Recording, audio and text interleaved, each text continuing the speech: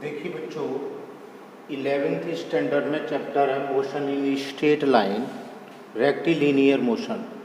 जब कोई बॉडी एक स्ट्रेट पाथ पर मूव होती है, मोशन करती है, तो उसके लिए गैलीलियो और उसके बाद में न्यूटन ने उनको डिस्क्राइब किया। तो न्यूटन ने ये फॉर्मूले दिए, ये फॉर्मूले 3 इक्वेशंस दी। ये किसके बीच में रिलेशन बताती हैं? Time, velocity, displacement. Time, velocity और डिस्प्लेसमेंट के बीच में रिलेशन के लिए ये इक्वेशंस हैं जिन्हें हम इक्वेशन ऑफ मोशन के नाम से जानते हैं। ये 9th स्टैंडर्ड से ही फिजिक्स में शुरू हो जाता है, ये 9th की ही इक्वेशंस हैं। तो ये फर्स्ट इक्वेशन ये है v = u + at। इसे वेलोसिटी टाइम इक्वेशन भी बोलते हैं क्योंकि इसमें वेलोसिटी और टाइम है। दूसरी इक्वेशन है s = ut + ½ at²। इसको हम डिस्प्लेसमेंट टाइम इक्वेशन भी कहते हैं क्योंकि इसमें डिस्प्लेसमेंट और टाइम है मेनली में। और इसको v और s, इसको वेलोसिटी टाइम डिस्प्लेसमेंट इक्वेशन कहते हैं क्योंकि इसमें टाइम नहीं है, वेलोसिटी और डिस्प्लेसमेंट है। Where symbols have usually meaning, यहाँ पर जो ये सिंबल यूज किए गए हैं उनका मीनिंग है v जो होता है वो फाइनल वेलोसिटी होता है, u होता है वो इनिशियल वेलोसिटी होता है, a एक्सेलरेशन होता है, t टाइम होता है, s डिस्प्लेसमेंट होता है। तो जब कोई बॉडी रेस्ट से स्टार्ट होती है और उसका एक्सेलरेट दबाया जाता है, एक्सेलरेट किया जाता है, तो फिर वो गाड़ी अपनी स्पीड लगातार कंटिन्यूअस बढ़ाती जाती है। तो जो उसकी स्पीड इंक्रीज हो रही है उसी को बोलते हैं acceleration. Speed increase per unit time is called acceleration, उसी को हम कहते हैं एक्सेलरेशन।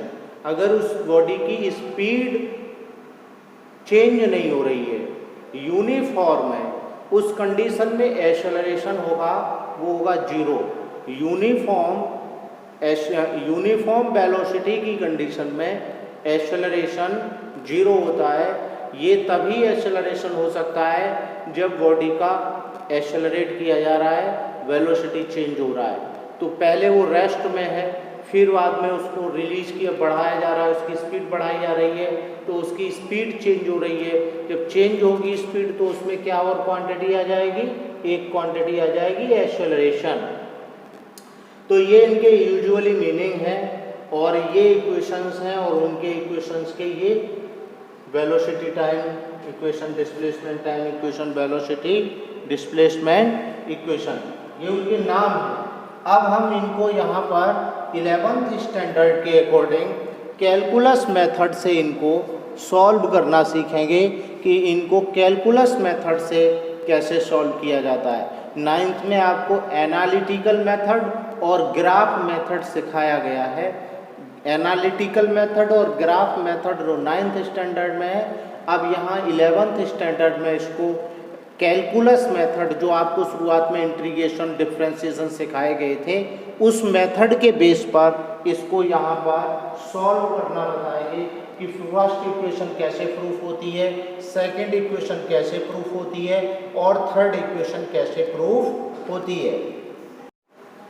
यही इक्वेशंस जब फ्री फॉल, जब कोई बॉडी ऊपर से नीचे गिर रही हो या नीचे से ऊपर फेंकी जा रही हो, तो फ्री फॉल अंडर ग्रेविटी कैसे हो?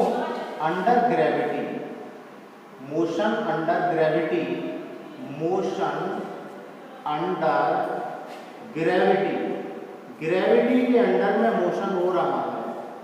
यानी कोई चीज ऊपर फेंकी गई है या ऊपर से नीचे गिर रही है तो उस पर एक एक्सेलरेशन अपने आप ऑटोमेटिक होता है जिसको कहते हैं ग्रेविटेशनल एक्सेलरेशन स्मॉल g। तो जब वो ऊपर की तरफ फेंकी जा रही है उस कंडीशन में इक्वेशंस क्या हो जाएंगे?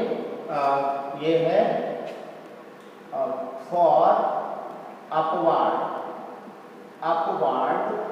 ऊपर की तरफ फेंकी जा रही है उस समय जो एक्सेलरेशन है वो हो जाएगा माइनस, क्योंकि जो एक्सेलरेशन है ग्रेविटेशनल एक्सेलरेशन वो टुवार्ड्स अर्थ होता है, अर्थ की तरफ होता है उसका डायरेक्शन, और किसी को ऊपर की तरफ फेंका जाए, फॉर अपवर्ड ऊपर की तरफ फेंका जाए, तो क्या होगा, एक्सेलरेशन नेगेटिव हो जाएगा, क्योंकि acceleration is a vector quantity, वो वेक्टर क्वांटिटी है और उसका डायरेक्शन चेंज बदल जाएगा, तो उसका साइन भी बदल जाएगा, अपोजिट डायरेक्शन के लिए माइनस लेंगे। तो यहाँ पर क्या हो जाएंगे इक्वेशंस, फर्स्ट इक्वेशन हो जाएगा v equal to u minus g t, second हो जाएगा s equal to u t minus half g t square, और थर्ड इक्वेशन हो जाएगा v square equal to u square minus two g s. Next है for downward direction, downward direction के लिए ये जब अंडर ग्रेविटी किस तरफ है, अर्थ की तरफ है, तो अंडर ग्रेविटी जब होगा तो उसमें प्लस का जी होगा, क्योंकि टुवार्ड्स अर्थ की तरफ ग्रेविटी प्लस का होगा। उस कंडीशन में जो इक्वेशंस हैं वो हो जाएगा v equal to u plus g t, second s equal to u t plus half g t square, और थर्ड वाला हो जाएगा v square equal to u square, v square equal to u square plus two g, और s height के लिए h भी use कर सकते हैं, s की जगह यहाँ पर फॉर हाइट के लिए यहाँ h का भी यूज कर सकते हैं। तो ये equations free fall under gravity, जब कोई मोशन अंडर ग्रेविटी हो रहा है उस कंडीशन में हम इन इक्वेशंस का यूज करते हैं। ओके।